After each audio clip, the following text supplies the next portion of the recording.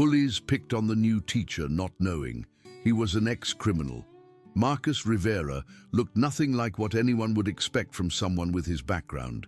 At 32, he stood average height with soft brown eyes behind wire-rimmed glasses, his hair neatly combed, and his button-down shirts always pressed. When he walked through the halls of Lincoln High School carrying his leather briefcase, students barely glanced his way. He was exactly what he wanted to be: invisible, unremarkable, safe. But safety was an illusion Marcus had learned to appreciate after spending 8 years behind bars for armed robbery. Those years had taught him patience, discipline, and most importantly, how to read people.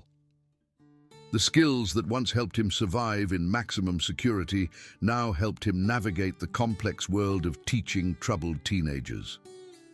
Lincoln High wasn't his first choice for a fresh start, but it was the only school willing to hire someone with his record. The principal, Mrs. Henderson, had taken a chance on him after reading his application essay about second chances and redemption.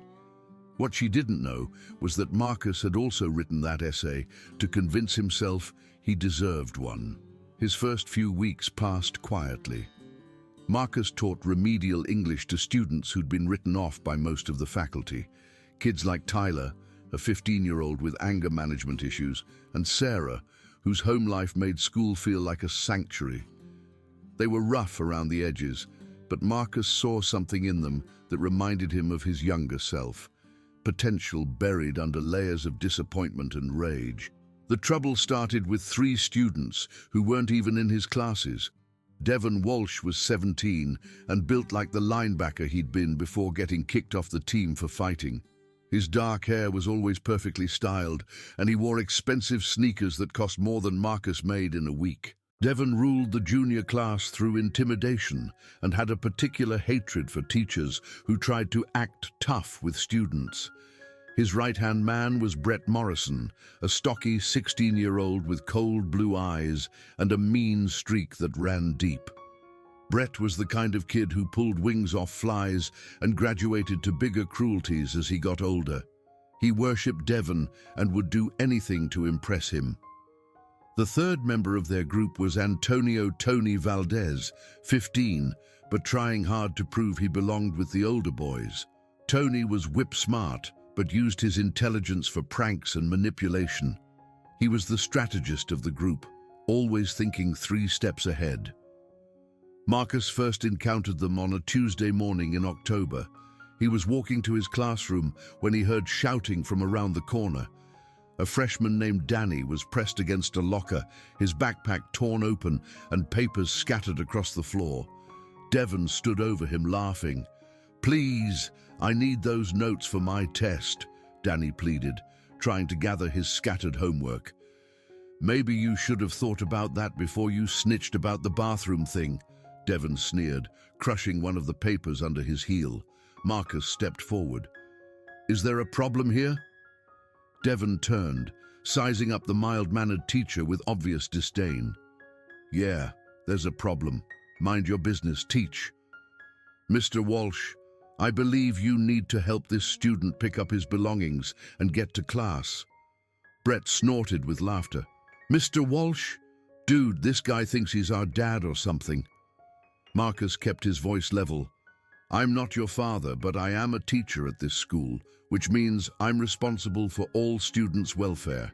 Help him pick up his papers. Now." The 3 boys exchanged glances, clearly not used to being challenged by faculty. Most teachers at Lincoln High had learned to pick their battles, and these 3 weren't worth the headache. But Marcus wasn't most teachers. Devon stepped closer, using his height advantage to try to intimidate. "Or what? You gonna write me up? My dad's on the school board, teacher. I don't think you want that kind of trouble." Marcus felt the familiar tightness in his chest, the same feeling he'd gotten in prison when someone tried to test him, but he'd learned control. Instead of responding with the violence that once defined him, he simply said, "Pick up the papers, Mr. Walsh. This is your last warning." Something in his tone made Devon hesitate. There was an edge there, something that didn't match the soft appearance of the man in front of him. But with his friends watching, Backing down wasn't an option. "Make me," Devon said, crossing his arms. Marcus stared at him for a long moment, then knelt down and began collecting Danny's papers himself. "Thank you for helping, Mr. Walsh," he said calmly, as if Devon had actually assisted. "I'm sure you'll make better choices in the future." The three boys were confused by this response. They'd expected anger, threats, maybe even fear. Instead, they got calm professionalism that somehow made them feel smaller than any shouting match could have. As Marcus handed Danny his papers and sent him on his way, he could feel the three boys' eyes burning into his back. He'd made enemies today, but he'd also sent a message, one they clearly hadn't understood yet. The real harassment began the next day. Marcus arrived at his classroom to find "Snitch" written across his whiteboard in permanent marker. His desk had been ransacked, papers scattered, and his coffee mug shattered on the floor. The message was clear. This was retaliation for interfering with their bullying of Danny. He cleaned up without complaint and started his day as usual. During lunch, he found his car windows covered in shaving cream. After school, his tires had been let down. Each incident was minor enough that reporting it would seem petty, but together they formed a pattern of escalating harassment. Marcus endured it silently.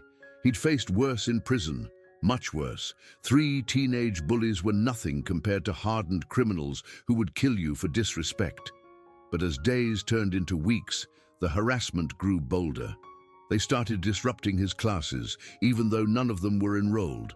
Devon would walk by his open door and make loud comments about fake tough teachers.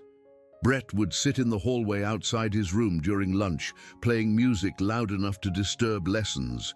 Tony, the clever one, figured out Marcus's schedule and made sure to be in every hallway Marcus needed to pass through, usually with some snide comment about how teachers like him didn't last long at Lincoln High.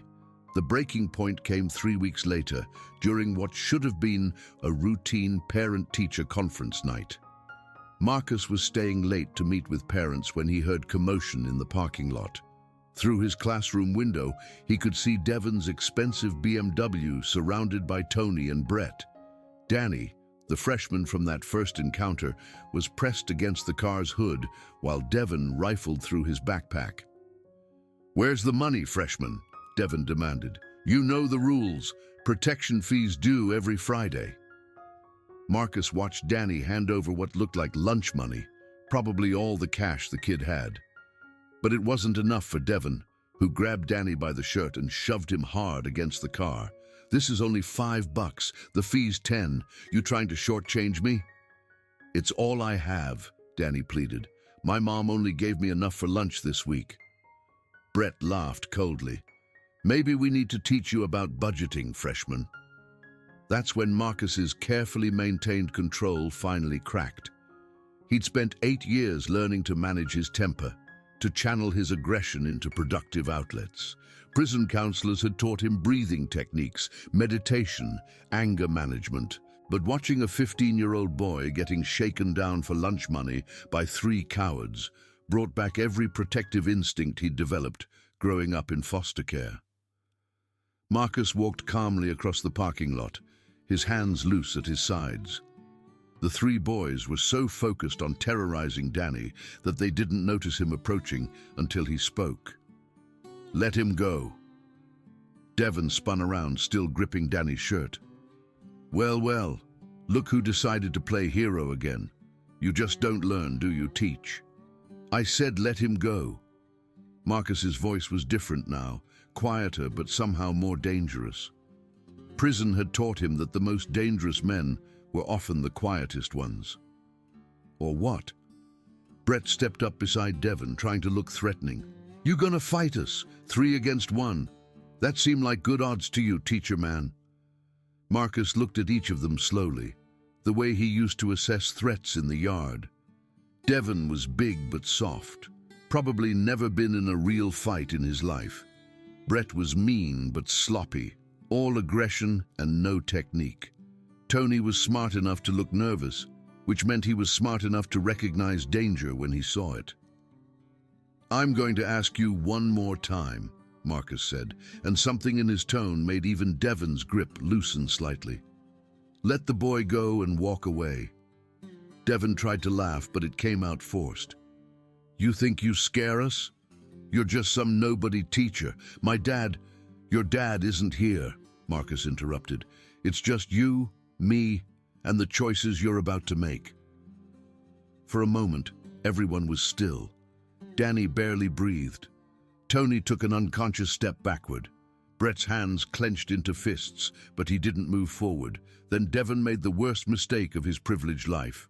Screw this, he snarled, and threw a wild punch at Marcus's face. What happened next took less than 30 seconds, but it would be talked about at Lincoln High for years. Marcus moved with the fluid precision of someone who'd learned to fight not for sport or ego, but for survival. Devon's telegraphed punch was easy to avoid. Marcus simply stepped aside and let the boy's momentum carry him past. As Devon stumbled forward off balance, Marcus grabbed his wrist and applied pressure to a nerve cluster he'd learned about in self-defense classes, the state required for ex-convicts seeking employment. Devon dropped to one knee with a yelp of pain, his expensive swagger replaced by genuine shock. Brett charged next, leading with his shoulder like he was still playing football. Marcus sidestepped again, using Brett's own force against him. A simple hip toss sent the stocky boy flying into the side of the BMW, where he slid down the door and landed hard on the asphalt. Tony, proving he was the smartest of the three, immediately raised his hands and backed away. I'm out, man. I'm out. The entire confrontation was over before anyone could really process what had happened. Devon was on the ground holding his wrist, Brett was struggling to get up from beside the car, and Marcus stood calmly in the center of it all, not even breathing hard. But the most shocking part wasn't the physical dominance, it was what Marcus did next.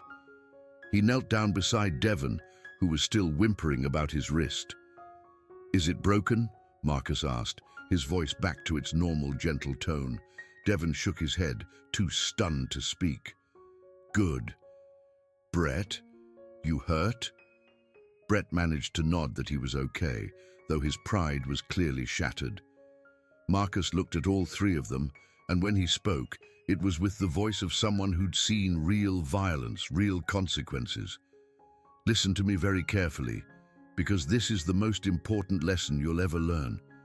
What just happened here wasn't me being tough. It wasn't me trying to prove anything. It was me protecting a kid who couldn't protect himself. He gestured to Danny, who was staring wide-eyed at the scene. You want to know why I could do what I just did?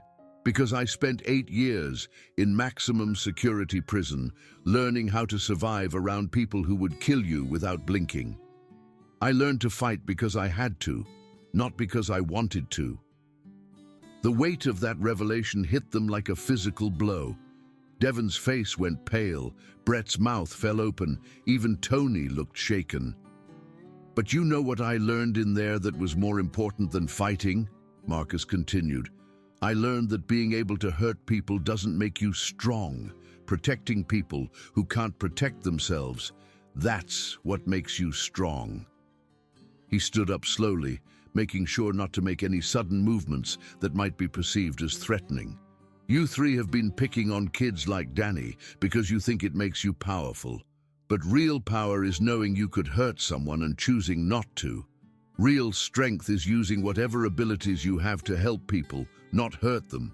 Marcus looked directly at Devon. Your father being on the school board doesn't make you special.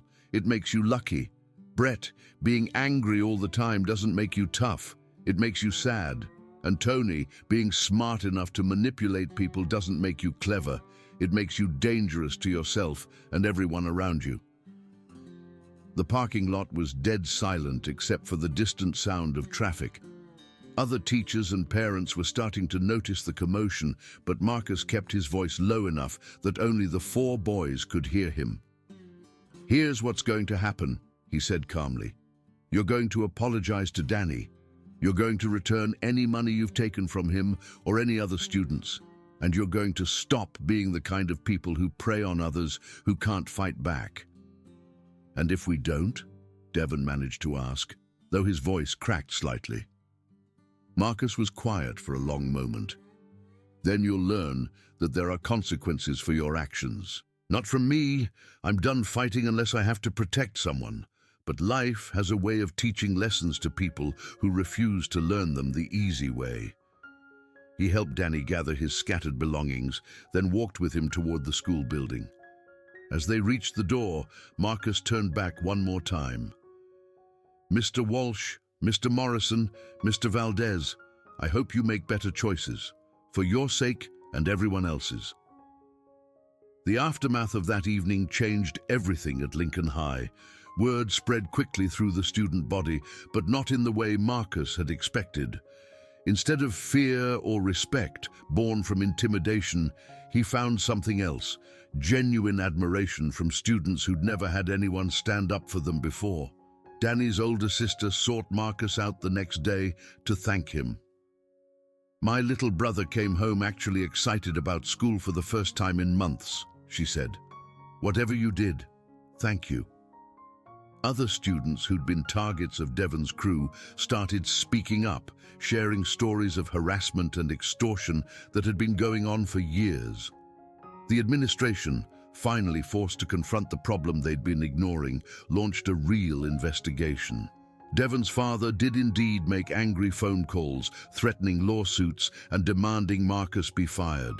But Principal Henderson had done her homework. The parking lot had security cameras, and the footage clearly showed Devon throwing the first punch and Marcus responding with minimal necessary force to protect a student.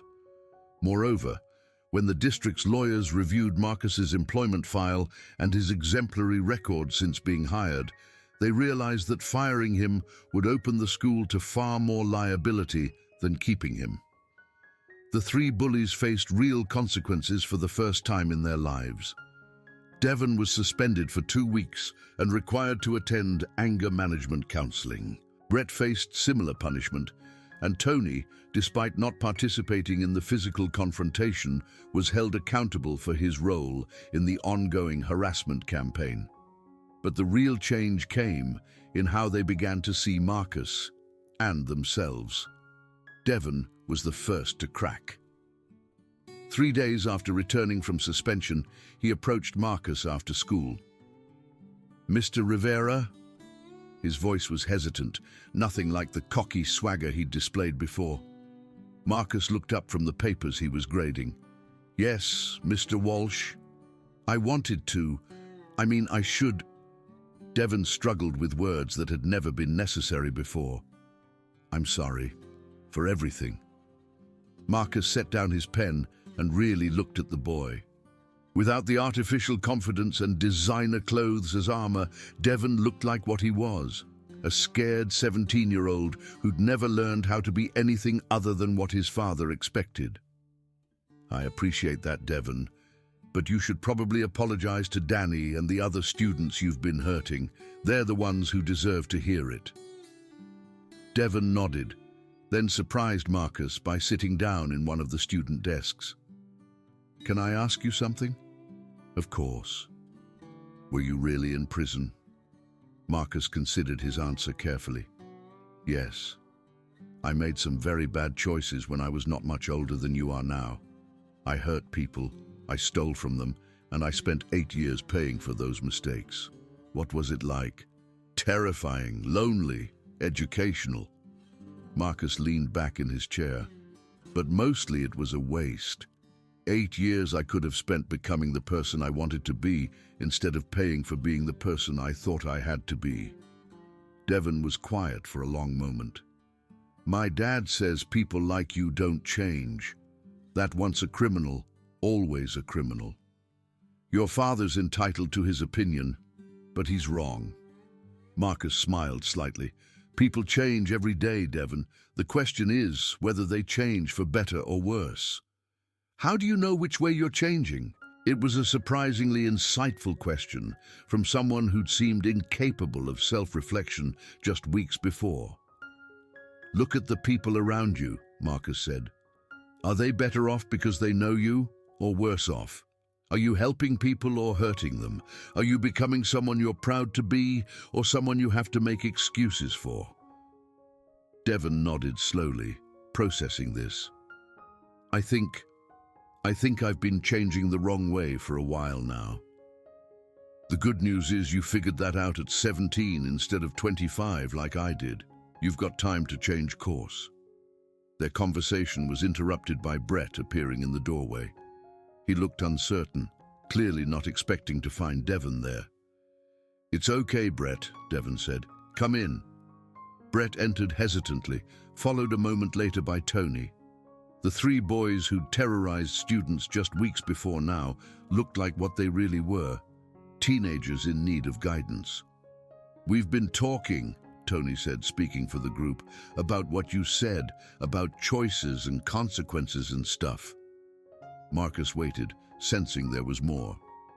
We want to make it right, Devon continued, with Danny and the other kids, but we don't really know how. Well, Marcus said thoughtfully, what do you think would help? Brett spoke up for the first time. We could pay back the money, all of it. That's a start. What else? We could... Tony hesitated. We could help instead of hurt? Like if we see someone getting picked on, we could stop it instead of doing it. Marcus nodded encouragingly. Those are good ideas. What about the example you set? Other students look up to you three, whether you realize it or not. What kind of message do you want to send?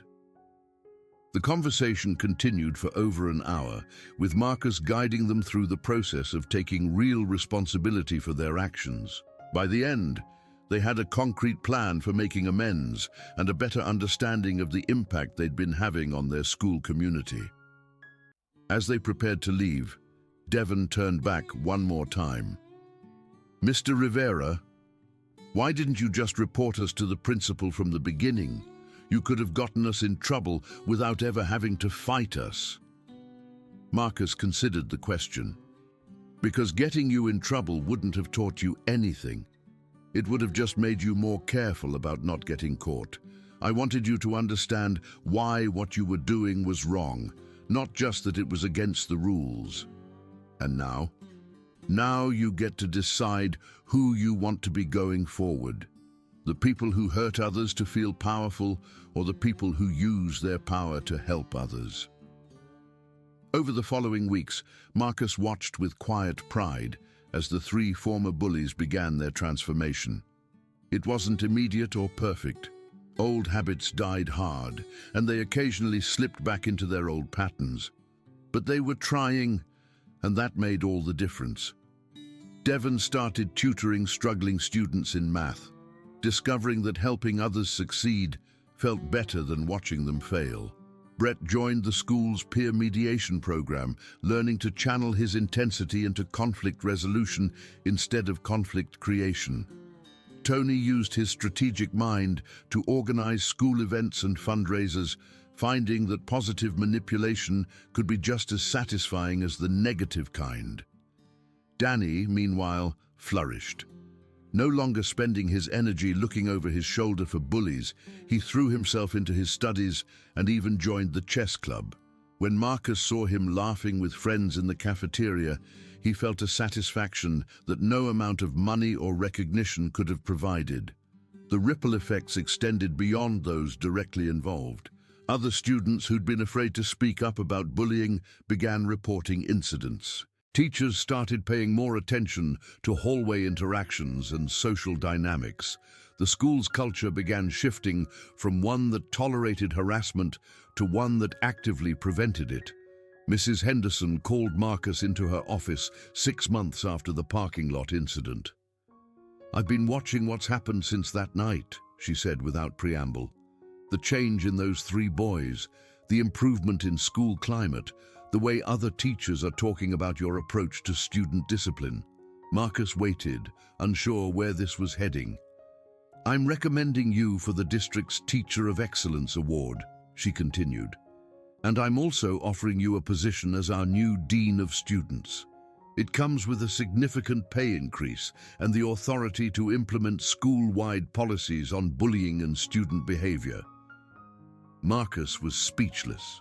6 months ago, he'd been grateful just to have a job. Now he was being offered a leadership position that would let him help even more students.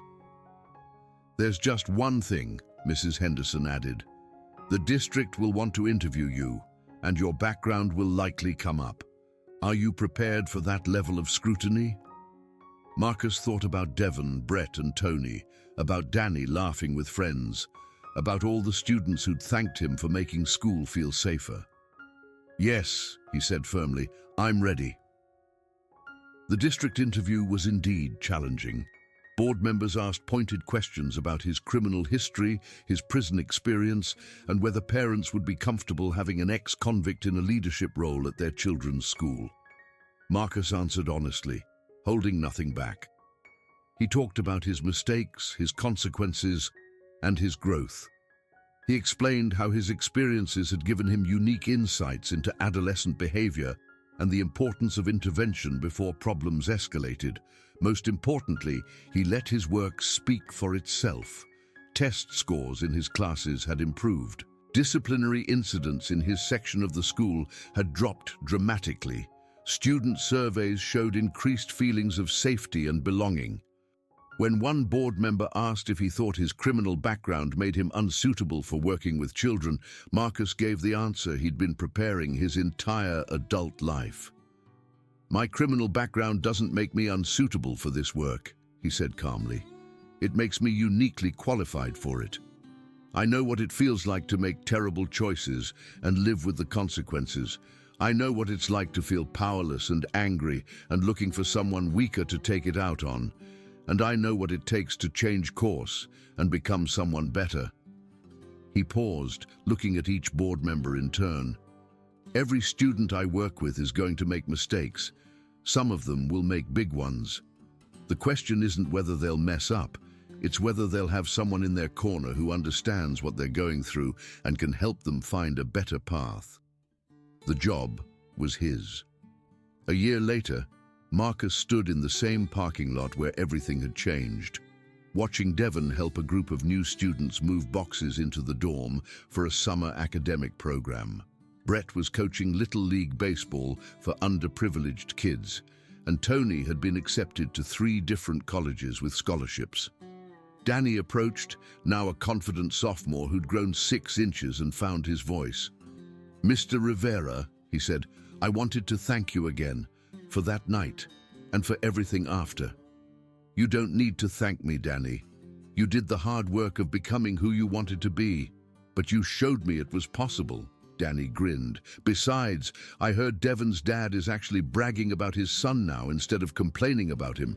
Says the volunteer work Devon does reflects well on the family name." Marcus laughed, remembering the angry phone calls and threats from just a year before. "People change, Danny, sometimes in ways that surprise everyone, including themselves." As the sun set over Lincoln High, Marcus reflected on the strange path that had brought him here. 8 years in prison had taught him about consequences, survival, and the price of bad choices. But working with these students had taught him something even more valuable, that it was never too late to become the person you were meant to be. The 3 boys who'd once terrorized their classmates were now young men working to make their community better. The frightened freshman who'd been their victim was now a leader among his peers. And Marcus Rivera, ex-convict and former armed robber, was helping to shape policy that would protect students across the entire district. Sometimes the people who seemed most unlikely to change were exactly the ones who needed to the most. And sometimes the most broken people were the best equipped to help others heal. As Marcus locked his office and headed home, he touched the small chess piece he kept in his pocket, a reminder from his own journey of transformation. Tomorrow would bring new challenges, new students who needed guidance, and new opportunities to prove that everyone deserved a second chance. The bullies had picked on the wrong teacher, but in the end, that mistake had saved them all.